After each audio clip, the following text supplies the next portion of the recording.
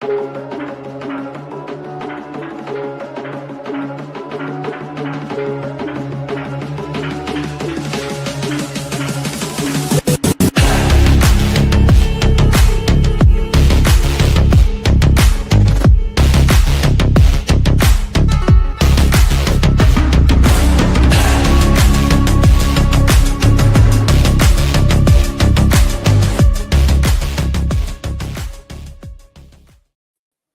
that one. Did you like that? I liked that a lot. That sounds like intro music to a low budget Netflix movie. Or like a low budget horror movie. That was my jam right there. I'm just kind of bopping my head. And you want to hear something funny before we get started? It's a true story. This happened last night. I don't know, about 4:45 or something. And my daughter comes to my oldest. She's 10. So she, they think they're really smart at that age. But anyway, she comes in. She's like, "Dad, are you gonna make dinner soon?" I'm like, "Yeah, I'll get to it." And she starts to walk out. She turns around and she's like, "Dad, were you born on the highway?" And I go, "What?" She's like, "Were you born on the highway?" I was like, "What the hell are you talking about?" Like, no, wasn't born on the highway. She goes, "Oh, because most accidents happen on the highway." Wow. She roasted me. I was like, I had to give her props for that one. So it's like that's kind of what she's turning into now. She's this little smart aleck who thinks she's, likes to roast her dad. So I thought that was pretty good. I had to give her props. Of your house, basically, is what you're saying.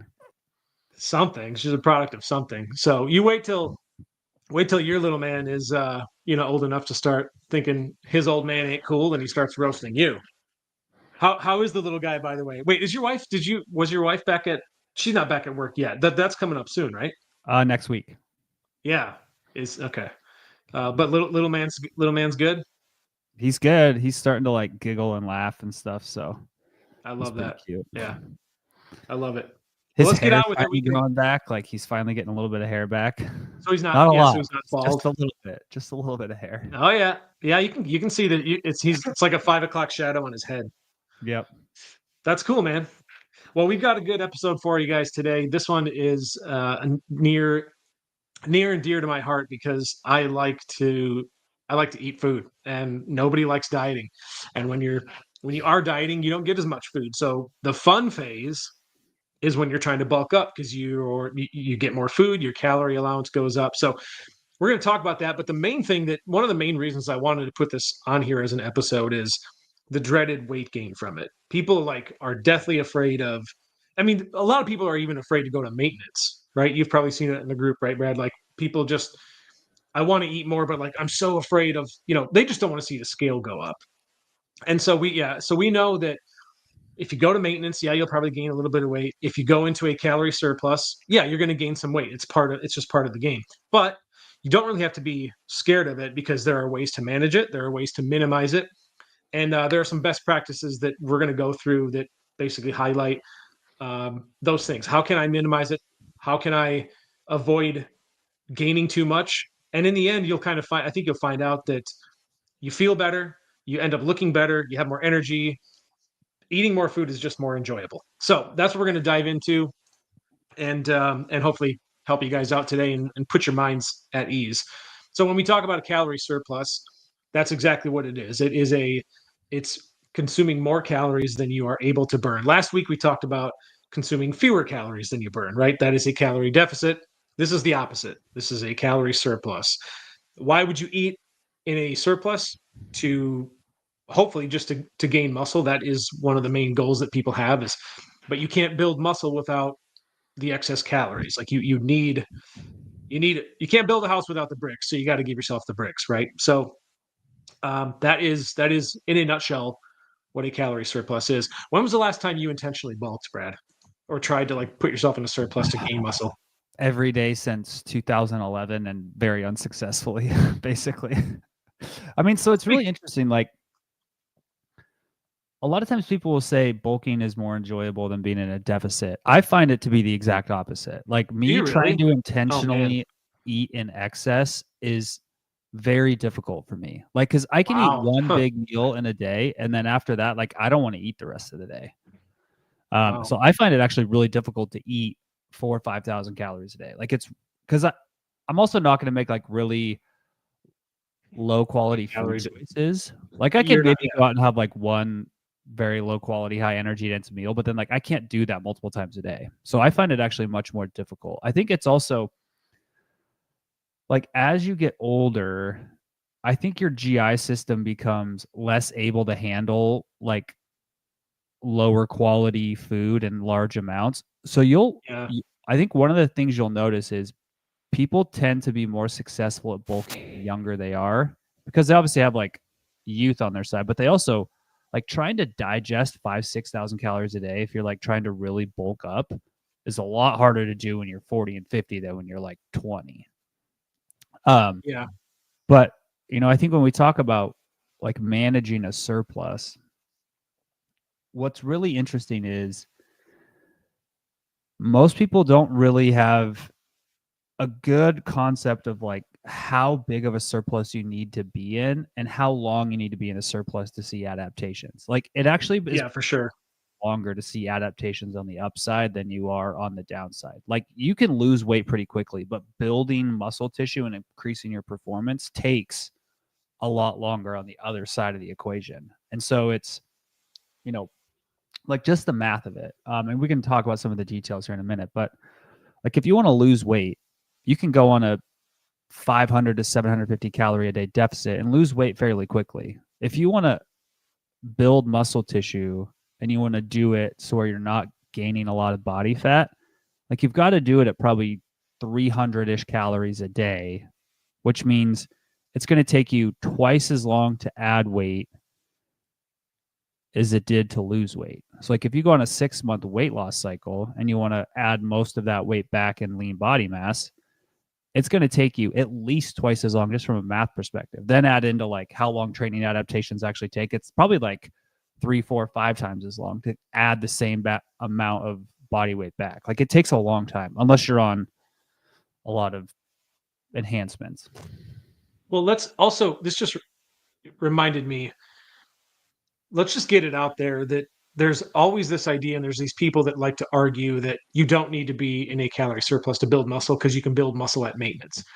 Probably don't want to spend too much time on that, but I think it's important to address that without getting into the nuances of, if this, then, like when we talk about building meaningful muscle, if you want to build meaningful muscle, you're going to need to be in a surplus. It's not that it's impossible to build a little bit of muscle at maintenance, but certain conditions have to be met, and you're not going to build as much muscle as you would if you were meaningfully trying to follow a progressive overload program and you had a consistent surplus of calories, right? So I just want to put that out there for anybody wondering. It's, we could spend a lot of time nitpicking the what ifs at maintenance, but generally speaking, if you're looking to build muscle, you need to have a surplus of calories. At least if we're talking anything meaningful. Like you're not going to be able to gain 5 pounds of muscle at maintenance. It's not going to happen unless maybe you're like starting and you're, very overweight and you've never lifted weights before, right? It's those kinds of circumstances that would need to be met before you can start to build meaningful muscle at maintenance. So in this episode, as far as we're concerned, building muscle requires a calorie surplus. So I just want to put that out there. I mean, I don't know if you want to add anything to that, but that's kind of my point. Yeah, I mean, I think it's important to understand a couple of things. One is there are a few situations in which like you will actually build a decent amount of muscle tissue at close to maintenance. And those are people who have really never lifted before or have very minimal exposure to resistance training. Yeah. 2, people who are like detrained athletes. So let's say they used to be bodybuilders and they didn't train for 4 or 5 years and they went back to maintenance and started lifting again. Those people appear to show some level of that. Now, whether that is like memory part of things. Yeah, there's some speculation of whether I know there's more to it than that. You're just retaining extra water in your muscle tissue, whatever. And then people who are on hormone enhancement, so like anabolic steroids, TRT, etc. Now, there is also something that happens where we see the appearance of meaningful muscle growth. And this usually comes when people go from being in a deficit to eating at maintenance, or they go from a low carbohydrate diet to a moderate to high carbohydrate diet. And so what'll happen is Like, let's say you've been in weight loss or close to maintenance and you've been eating very low carbohydrate, and then you start lifting for like 6 to 8 weeks and you go to a moderate carbohydrate diet and you do a before and after of like DEXA, you're going to see a pretty big jump in lean mass on that scan. That's because you've basically gone from your muscles are dehydrated to fully hydrated, because glycogen stores register as lean mass and the water that comes with them. So for every gram of glycogen, you get 4 grams of water, right? So for every 100 grams of glycogen, you get 400 grams of water, and that's like over a pound, right? So you could gain 2 to 3 pounds of quote unquote muscle mass in a couple weeks without it actually being the muscle tissue, being at maintenance, right? And we've right. seen this in trials where they manipulate dietary carbohydrates, and like if you fully deplete somebody of glycogen and then replete them, you can see like 6 to 7 kilos, so like 10 to 15 pounds of lean mass swings at maintenance. So well, and think about competitors who get super stage lean and then like their competition is over and then they eat normally like for the next day or whatever. I mean, sometimes those people gain up to 10, 15 pounds or more. Like I've heard extreme stories, like even, see, that's right. That's what I'm saying. Like it can be a lot. 30 billion pounds. Yeah. So I wanted to, excuse me. I wanted to mention that, I thought it was important to kind of clarify. So, but I think, so let's dive into a couple things. Aside from building muscle, what might be some other reasons you'd want to purposely put yourself into a calorie surplus? One, obviously, if you're intentionally trying to gain body weight. Two, if you have an increased train load, so you're trying to do a lot more work, and you need to recover. Three, if you're trying to increase your chances of like fertility, especially if you're somebody who's relatively lean, both males and females, increasing your calorie status to be in a calorie surplus and add a little bit of body weight increases fertility. That is really interesting. I thought it was the opposite because for some reason, it's kind of a U-shaped curve, right? Like if you are, so there's too much you can get right. Okay.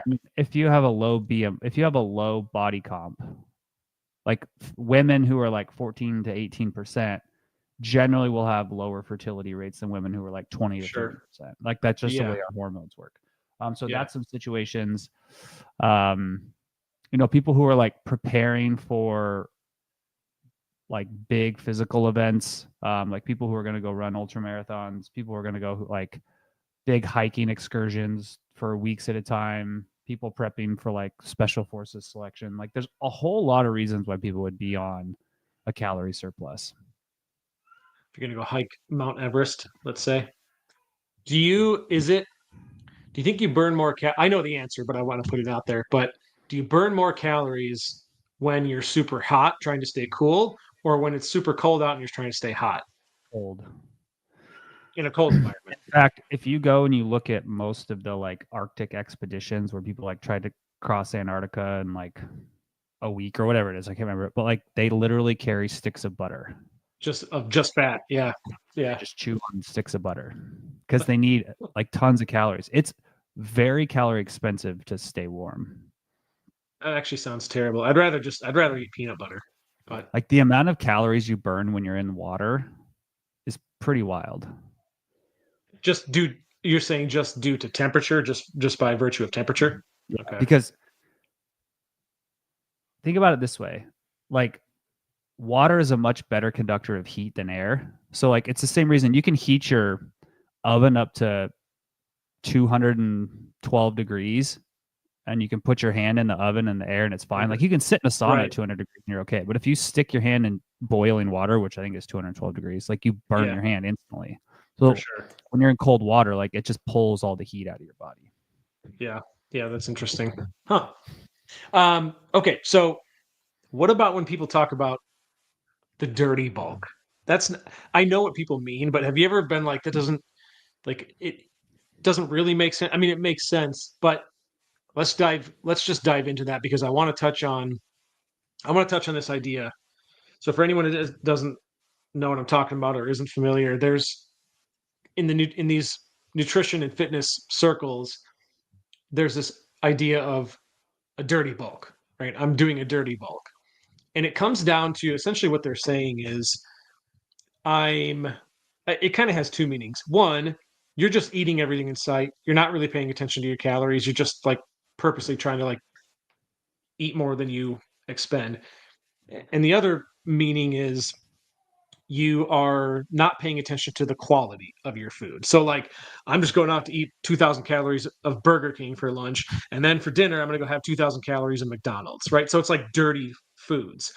The reason I bring that up is I want to talk about the importance of food quality because we've talked about it on the opposite side when you're in a calorie deficit and you're cutting weight, we know that actually it doesn't matter what types of food you eat as long as you're consuming fewer calories than you burn. Like that much is true. It doesn't mean food quality is unimportant. It absolutely is. But the point being, it really just comes down to total calories versus calories in expended versus consumed. So does does it become any more important, do you think, to pay attention to food quality when you're bulking versus say when you're cutting? And there's probably some nuance to that, I but don't know if it is more or less important, but I think the context is different. So when I'm eating in a calorie deficit, as long as I'm getting the right amount of protein, it really doesn't matter where the excess calories come from. Or not the excess, the rest of the calories come from. In a bulk, it's a little bit different. One, from a training perspective, usually you're training higher volume and a little bit higher intensity when you're trying to build tissue or chase adaptation. And so that means you need to make sure you're eating an adequate amount of carbohydrates to fuel work. So you're probably going to have a little bit higher carbohydrate requirement than you are during a deficit. Two, one of the things we know from the literature is excess calories from carbohydrates are stored as fat less efficiently than excess calories from fats. So if you're going to be on a calorie surplus diet, you're obviously going to have to eat a decent amount of fat just to get enough calories. But it's probably better to over index on carbohydrates because you're more likely to burn off some of the excess calories than you are when you're consuming fat. So those are some of the contextual differences. Now, some of the other differences are when we think about recovery and repair, like we know carbohydrates and proteins are far more important for recovery and repair than dietary fats. So like having a diet that's anchored a little bit more as a percent of calories on those two generally ends to have better results, generally speaking. Then when we talk about like food quality in general, I mean, when you're consuming higher calorie intake, you probably have more room for discretionary calories of like the hyperpalatable foods, things with more processed, refined ingredients. There's probably more room in your diet for that, but it can very quickly become you change your taste profile if you immediately jump to those foods. So what you really want to do is you can probably opt for more energy dense foods, like having more nuts and seeds and butter and olive oil and like 80-20 ground beef instead of 90-10. But you don't want to go from eating like really high quality, low palatability, high satiety foods to then just like it's a free for all, because you're going to change your like taste profile and what you enjoy. And then when you go back to being at maintenance, or you kind of want to lose a little bit of the weight that you gained, you're going to have to retrain your body and your brain for what you want to eat. So it's really just increase the serving sizes or the frequency in which you eat. Yeah, that's a really good. I think it's a great answer. And brought up a couple things. I wrote a couple things down here when you were talking that reminded me. So when you mentioned the storing of the excess calories, one thing that kind of was always interesting to me, and I used to advise this to my clients when I was working with clients, and the advice was to, and this some of this is context based, but in general, I think it's usually a better idea before you go into a bulk to get as reasonably lean as you can, right? Because my understanding, and I don't know if there's been new science that has disproven this or said otherwise, so you can correct me if I'm wrong, but the leaner you are when you go into a bulk, true or false, calorie partitioning becomes more favorable. By that I mean, if you're leaner and your training is really on point, will will some of those excess calories go toward muscle building as opposed to being stored as fat, right? Like can you influence that a little bit just by simply being leaner when you start? So I might have to pull this up real quick, but I think the answer is actually the opposite. Really?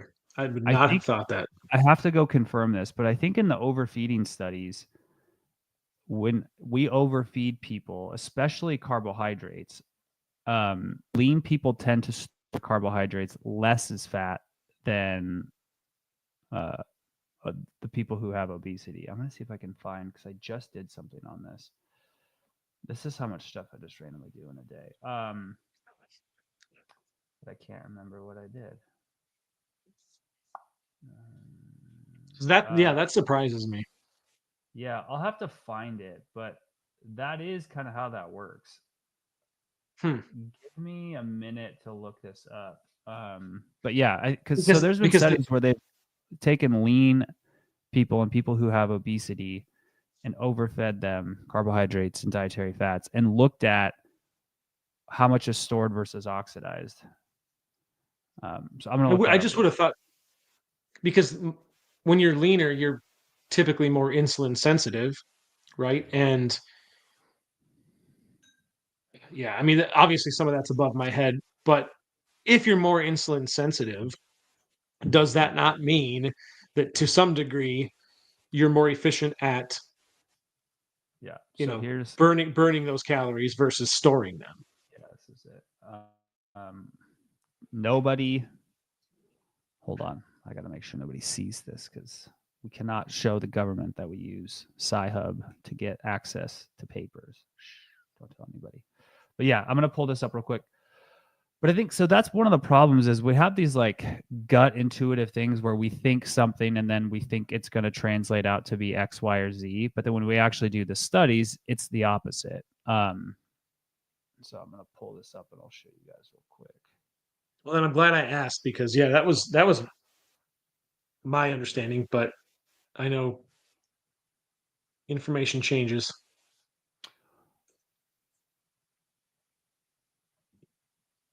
Information changes, but the truth doesn't. Yes. Okay, so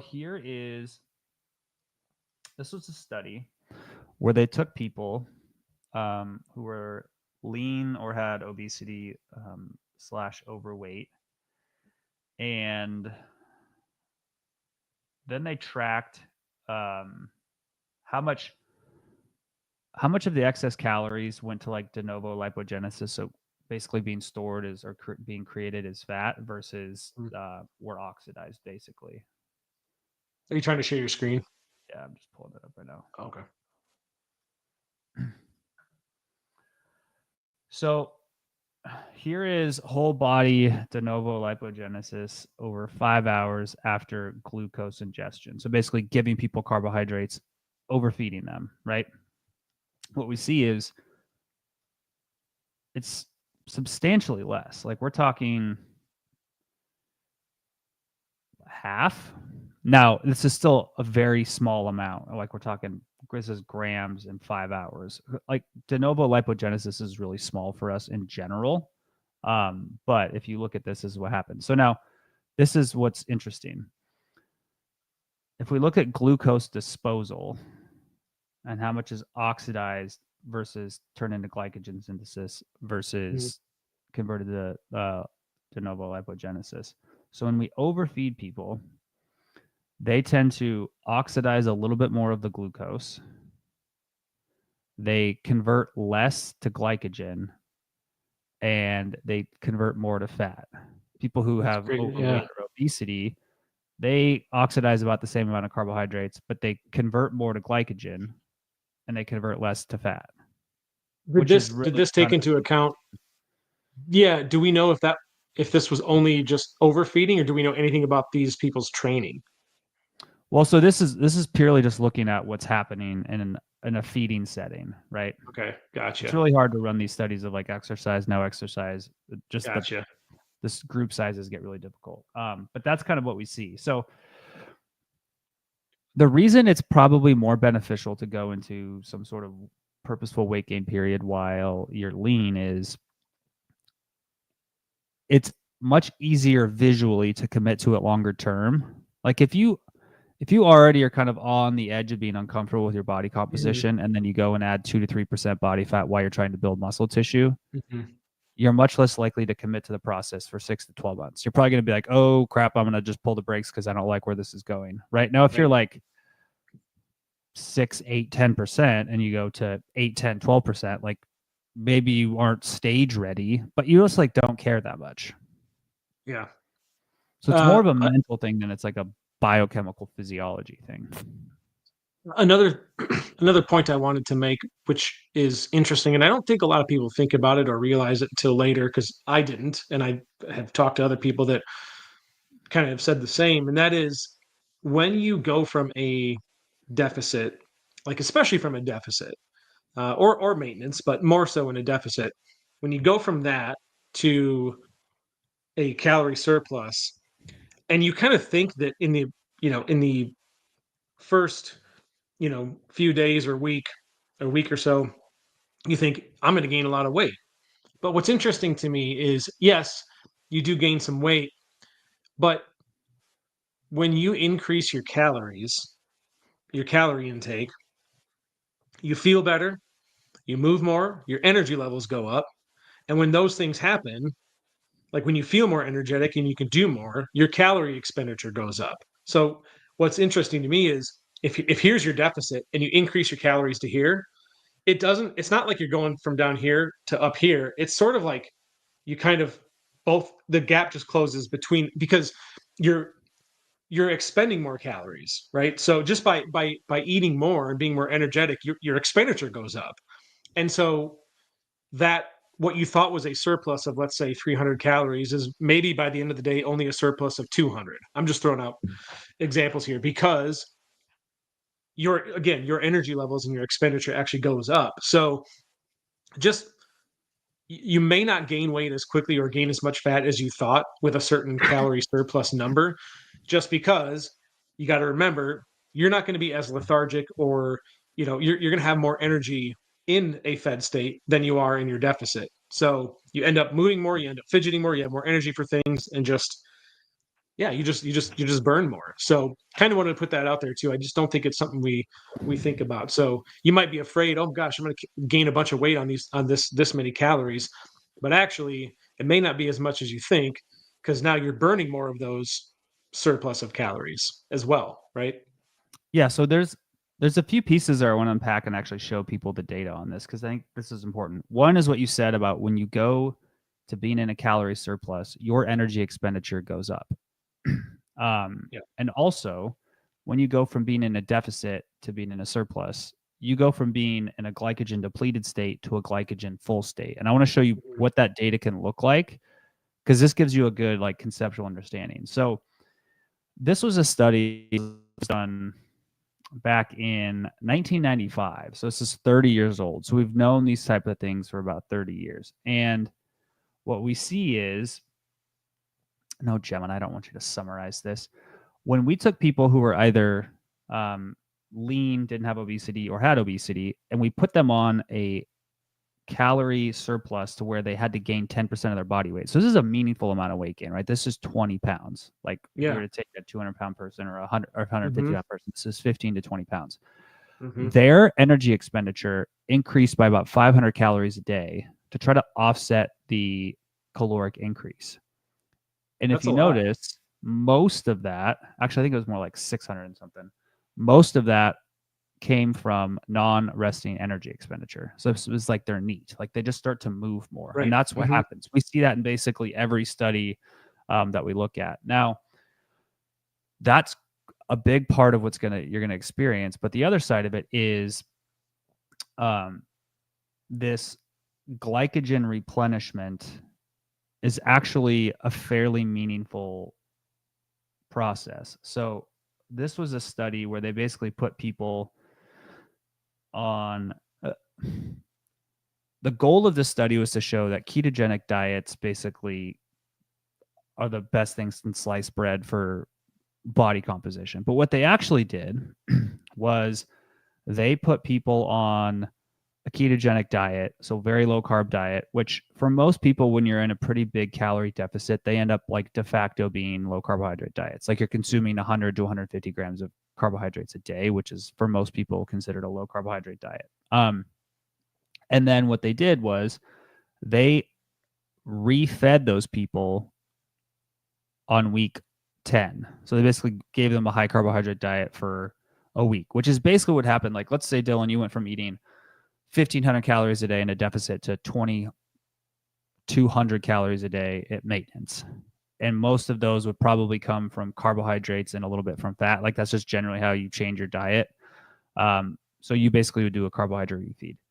They gained 3 kilos, 3.5 kilos, so almost 7 pounds of lean body mass during that week, all from carbohydrate basically refeeding. So when you go from being in a deficit to maintenance in a week, you can gain 5 to 7 scale pounds, but that's not body fat. It's lean body mass, quote unquote. And you're going to look way better at the end of that week. But like people need to mentally understand that process, right? It's the same thing of what happens. Like if you weigh a competitor the day before they step on stage, and then sometimes the day on stage, they are carrying more body weight because they've manipulated water and glycogen to store as much stuff in their muscles and pull in as much water so they look great. Like that's just how the body works. Yeah. Do we know how calorically expensive glycogen is? What do you mean? It's 4 grams, 4 kilos. No, but gram. Like, yeah, maybe a better way to ask is like, if you add, let's just say 5 pounds of glycogen, okay, now your overall mass goes up. And because you have your body is overall more massive, it takes more energy to sustain that, right? So like, yeah, but I mean, you're talking a couple pounds, so it's maybe you're maybe burning an extra 15 to 20 calories a day from the body weight, but it's not that. It's not really anything meaningful. It's like the difference between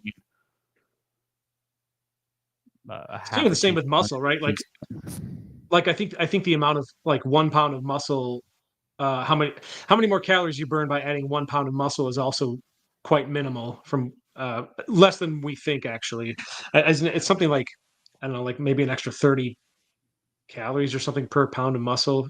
I can't remember what it is, but kind of along those same lines, it used to be thought that for every pound of muscle that you added, your resting calorie expenditure just went way up. Turns out that's not the case, and it's actually pretty negligible. Yeah, I mean, it's not that it doesn't matter, but it's not like you're gonna be able to substantially change how many calories a day you consume.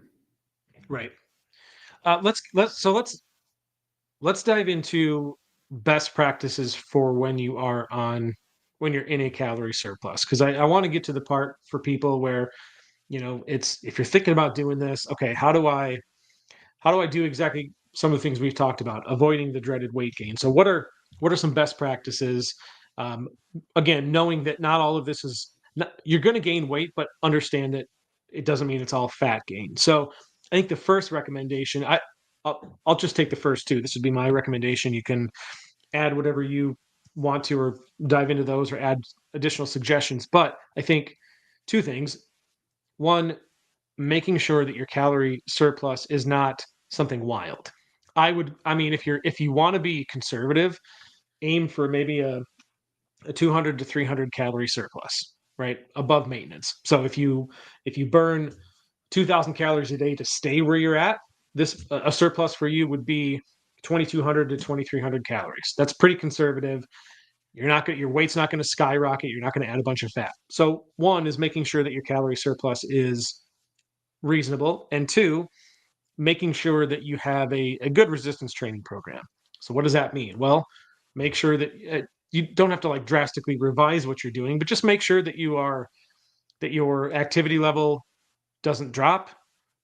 Keep exercising, keep lifting.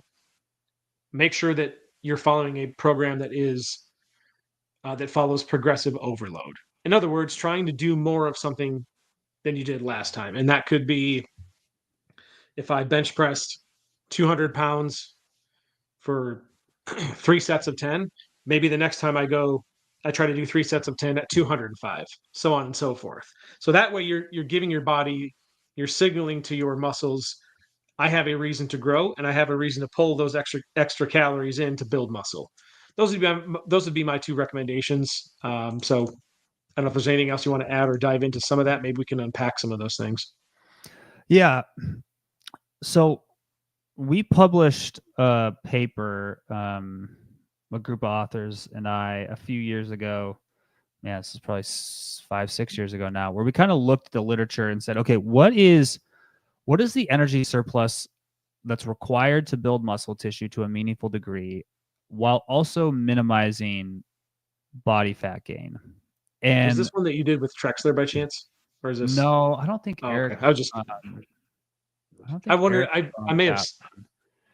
Okay. No, Eric wasn't. Eric wasn't on that one. Okay. Yeah, I was just curious. Let me just double check. No, he wasn't on that one. Eric Helms was, but not Eric Trexler. Helms? Okay. So, and we basically kind of determined that about 300 calories a day is probably the sweet spot.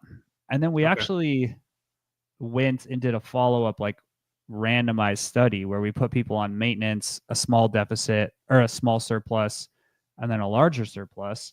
And we kind of found roughly the same thing of like, hey, as you get above about 300 calories a day of a surplus, you're probably just adding more fat mass than you are muscle mass. And so that's probably the sweet spot. Now, there's a lot of like nuance and context in that study because the data was pretty messy and like just how individual people responded. But like that's what I was going to ask. That's generally what we tend to see is like, hey, anything over about 300 calories a day, you probably have to be training super, super hard. And you probably have to have an awesome hormonal profile to maximize muscle gain. And by that, I mean, you probably need to be on external help. So diminishing returns after about 300 calories. So it sounds like that 200 to 300 range is actually pretty ideal for most people. Yes. Did you guys, when you did this, was that just with like what kind of population was this with? Was it everybody? Was it? These were kind of like young-ish people who had like a decent history of training, but weren't like full-blown, bodybuilders. It was done in New Zealand, so that was the population. I can pull up the actual population. Hold on. I think you could extrapolate that to older populations as well. Like generally, it'd still be around 300, or do we know if that would change? Yeah, I mean, I would guess it's probably going to be pretty close. Okay. You're probably going to need to have higher protein intakes and things like that, but that's probably what it's going to be. Let me look at the table. These were average age was 27, standard deviation was 4. So these were early 20s to mid 30s. These were like normal weight people. They were strong, but not like super strong. So like the average bench press was 225. The average squat was, well, their squats were actually pretty good. It was probably like 300-ish. So that's pretty good. These are like trained people, but these are not like elite athletes. 300. That's like 6 times more than you can squat. Honestly, I went to I haven't squatted that much anymore because like aggravates my SI issues. Me too, actually. Yeah, my lower back, it's all that's because I just don't squat regularly anymore. It's nothing to do with the exercise itself, but I went and squatted at the gym the other day and I think I got up to like reps of 185 because I just haven't squatted in a long time. And my legs were so sore 2 days later. I was just like, oh, it's bad. Yeah. It's usually not like the next day is pretty bad, but for some reason it's always 2 days later. It's like, it's the worst. Have you found that doing front squats makes a difference for you? Because I have. If I front squat, it doesn't irritate my lower back as much as back squats. I don't know if you've ever tried, if that's ever made a difference for you. Try it sometime if you haven't. I don't know. It made a difference for me. I mean, I used to front squat quite frequently. I liked front squatting more than I liked back squatting. Me too. Yeah, me too. Are you a arms crossed like this kind of guy or like this? I used to do it like Okay. that. Yeah, like this. Okay. But I actually squatted every day for 100 days one time. Damn. That's when Yeah, Marissa and I noticed wrote you, an right? Because article. you had. That's probably when Marissa noticed you because she's like, "Man, who's that guy with those gorgeous legs?" Wearing we'd wearing we'd dad been shorts. dating for a while at that point. She thought I was Oh, insane. yeah. I mean, I was insane, but that's fine. That's fair. Yeah, Does this is the article. God, this is so long ago. I'm gonna post this as a comment. You can see the article. Also, I could not do this now at my age. And my actually, it's probably more of my training status, the fact that I don't lift as hard regularly anymore as I used to. So, a T Nation? I haven't seen a T Nation article for a long time. I used to write for My them, but God, that's a whole saga of my life too. that's funny. Is there for people wondering?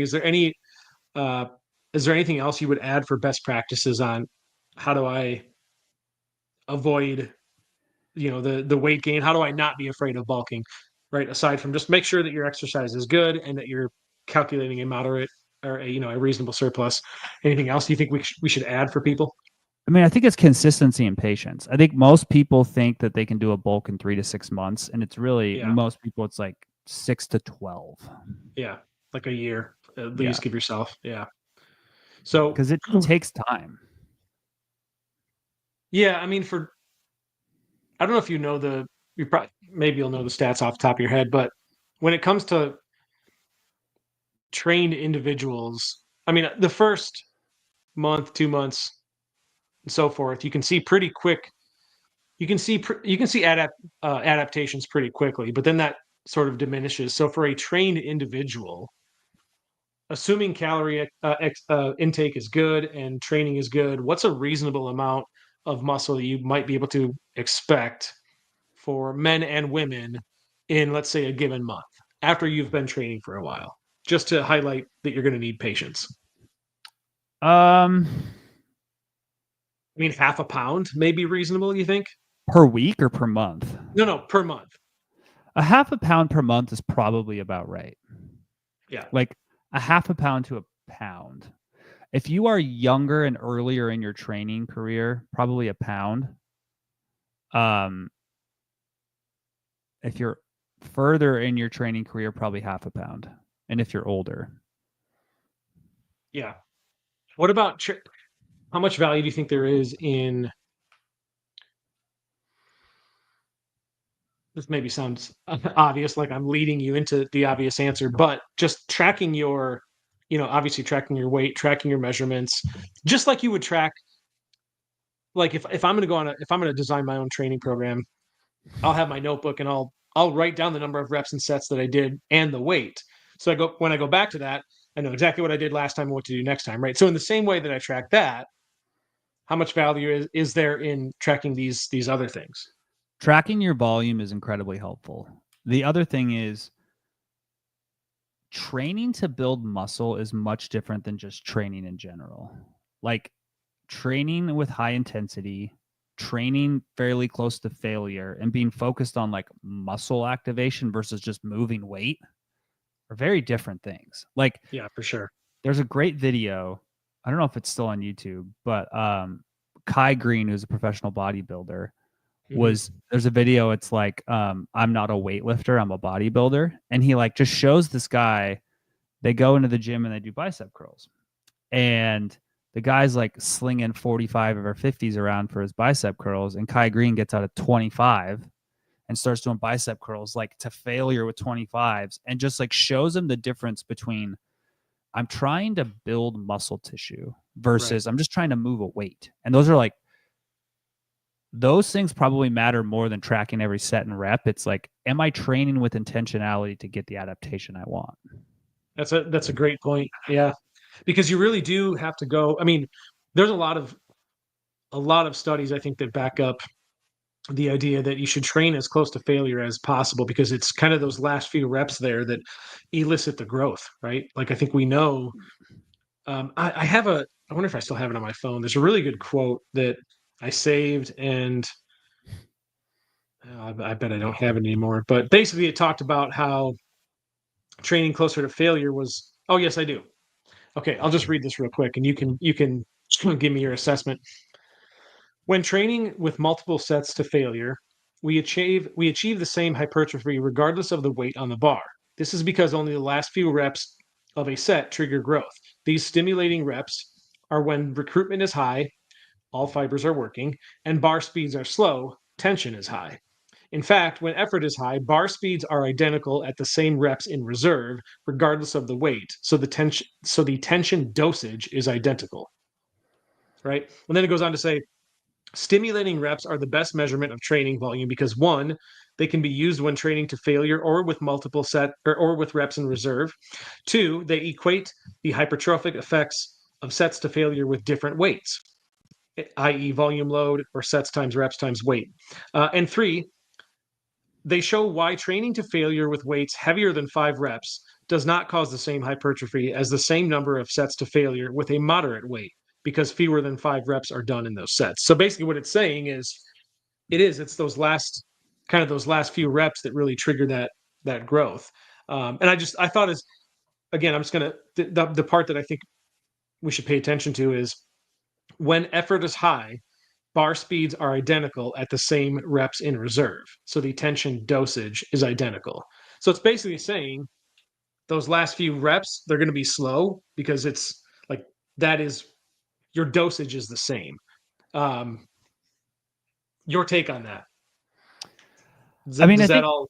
Yeah, this is where like the general population of people who are training, like there's just so much discussion about like time under tension and reps in reserve and all this stuff. And the reality is to build meaningful amounts of muscle tissue, you have to do two things. You have to train with high intensity Mm-hmm. and you have to train relatively close to failure pretty frequently. Like that's it. Like all the other stuff of just like getting really into the weeds of all these things gets a little bit like people overthink it. Well, I think the other part too is people get bored with the same like lifting routine over and over. So they try to like do new things when in reality, you want to keep doing the things that you've been doing. You just want to increase the intensity and try to do more of that particular weight. So a lot of it can just get boring and it can become monotonous and like not fun. But what's more important is the consistency, like you mentioned before, and what we're talking about, which is going as close to failure as you can, as opposed to, well, I'm not growing with this exercise isn't growing. I'm not growing with this anymore, so I'm gonna go try a different exercise. Like, don't switch it up. Do what you've been doing, just do it more. Yeah, do it at a higher intensity, do it with more volume. I mean, here's the problem that I think a lot of people run into. Think about building muscle like your career, right? If you want to get to a point where you are like at the top of your field and like really respected, if you change your career every 2 years, you're never going to get there. You're not giving yourself that chance, yeah. Right? You're not compounding on the learning. The same thing happens with training. Like to know what it feels like to train close to failure in a given exercise can take time to learn, right? And it takes time to learn to really how to activate a muscle group in training. Like it takes a while to just like feel it. And so as soon as you get there, let's say it takes 6 to 8 weeks to do that, and then you change to a new exercise, well, now you have to start all over with learning how to move the muscle, how to engage the muscle, what weight can I train to, what are the sets and reps I need to be at. And then it takes like, you have to be exposed to that for weeks or months at a time to adapt. So if you're just basically resetting this quote unquote high intensity to failure stimulus every 6 to 8 weeks, you're just never getting there. So you're going to be basically jumping exercise to exercise and then circling back to the same one 6 months later. And then you're probably doing roughly the same weight because you haven't adapted to it. You're just going to spend 20 years training and like look the same. do you ever think about how? Because I mean, I'm 39. You're what, 37? So the No, interest, I'm like, 27. I wish I was 27 again, but like, I don't have the desire or the drive to work out that hard anymore to get to a point where I like if I wanted to build muscle, I'd have to do exactly what we're talking about. I'd have to really be intense with it. I'd have to go to failure, and I know how hard that is because I've done it before. My desire is like I just don't want to do that anymore. And I don't know if that's like a it's just kind of how I've gotten as I've gotten older. Like I'm just content with how I am now. But do you ever think back to when you were intense, young, hungry Brad who wanted to build muscle and was willing to go to failure all the time because you just wanted to grow your muscles and you wanted to, look bigger or whatever. Um, I don't know. I just that's something I think about. It's like my desire is just not there anymore. I'm more interested in I just want to maintain. Like at this point, I'm just going for like functionality and like being healthy so I can live a long life. I don't care about building muscle anymore. I'm just kind of more of maintaining it, right? So I think though, if you're not actively trying to build it at your age, you're probably not maintaining it. You're probably losing it. you think so? Because I Yes. think, In fact, I pretty much know so. Just kidding. I don't know so, but I'm guessing that's how it works. yeah, I mean, I don't know. I'm happy. I'm happy with how I look. I feel fine. I feel like I look okay. So I don't know this, but sometimes I do miss the intensity of those really, those high intensity lifting sessions that I used to have that I don't have so much anymore. I don't know. It's just I'm more about maintaining it now. I, I Noted. can't believe I can't believe you can't relate to that. I really thought I mean, I can. I just thought maybe I thought maybe you were on my side, approaching our 40s that maybe you would understand a little bit where I'm coming from, but I I guess just not. I just really identify with Sisyphus. Like that's who I identify as. I don't know the reference. What? I gotta look this up. I apologize to everybody on Oh here. yeah. Oh, the guy I got. the We're dude not put I we're not well educated or cultured here, apparently. the dude pushing the rock up the hill, the boulder up the hill. I got it. Okay. All And right. then every day he has to start over. I I'm more of a Milo analogy guy Yeah, with but both. sometimes in life there's things in life that are like Milo and there's things in life that are like Sisyphus. Yeah, that's true. Yeah. For a second I thought you said sassafras. I was Uh so obsessed with mythology when I was a kid. I read like every what mythology are you? book I could get my hands on. Did you like Clash of the Titan the Clash of the Titans movies? Mm, they were okay. Well, that's good to know. I'll have to test your knowledge sometime I haven't read on stuff since mythology. I was probably 10, so it's been 27 years, but well, sorry, 17 years, but it's I took a really interesting mythology class in high school. It was pretty cool. I'm gonna test your What's really knowledge. wild is like how so many of the stories are the Are based on same real things. across. Well, no, I mean maybe they're based on real things, but they're just so similar across civilizations. Like if you go and you look at like But the ancient Sumerians, and you look at like Asia, and then even if you look at like the Native Americans here in the U.S., like a lot of their creation myths are all the same. but I think the reason for that is because a lot of them are based on like real world like scientific natural phenomena, right? Or go with me down conspiracy corner here. They were all given the same story by somebody who showed up to Earth 200,000 years ago. Yeah, I'm that's just what saying. happened. I want to because we got a little bit of free time here, so I had ChatGPT come up with 5 trivia questions for you regarding mythology. So we'll see God, I'm gonna if lose you can get all this of right. these. Oh, of course, the first one is never mind. I'm going to No, skip you the have to first one. ask it now. Who was condemned to push a boulder up a hill for eternity? So, Sisyphus. yeah. Okay. What is the name of the wolf destined to kill Odin during Ragnarok? Loki. Not Loki. He's the god of mischief. Um, Fenrir, the Oh, wolf that's destined to kill. I should have known that. That's terrible. I'm sorry because I actually read. Did you ever read the Animorph books as a kid? Some of them, yeah. Okay, so I was obsessed with those, and I read every single one of those. I remember the shows or movies they came out with too. And the author K.A. Applegate wrote another series after it called Everworld. Okay. And it basically is a series where these kids get sucked into Everworld, a different universe, and they like encounter all of these different gods from ancient mythology, and Fenrir the giant wolf is in one of them. Yes, I should have known that. Should have known that. You're going to get a redemption shot here. Egyptian mythology. Which god was depicted with the head of an ibis, and served as the scribe of the gods? An ibis. Well, it's not. I think that's how you pronounce it. I've actually never seen the word. It's not Anubis. Is it Osiris? Thoth. Nope. We got two more. We're making good time. Roman mythology.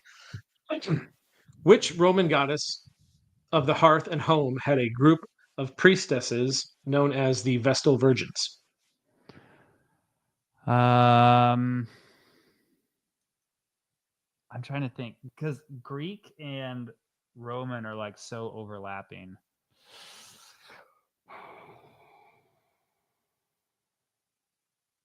Vesta? It is Vesta. Well done, sir. Well done. And your final question here. This is Hindu mythology. Oh, I'm not going to get this even remotely close. If it's not Krishna, I don't know. That's actually the only name I know. In the Mahabharata, yeah. Who was the warrior prince born from the sun god Surya and known for his unmatched generosity and loyalty? If you don't know the answer, it's me. Wrong. It is Karna. Oh. I've never heard the name Karna, so there you go. That's a great way to round out this episode, and I appreciate you playing. 3 out of 5 ain't bad, so good job. No, I got 2 out of 5, and the first one was something we already talked about.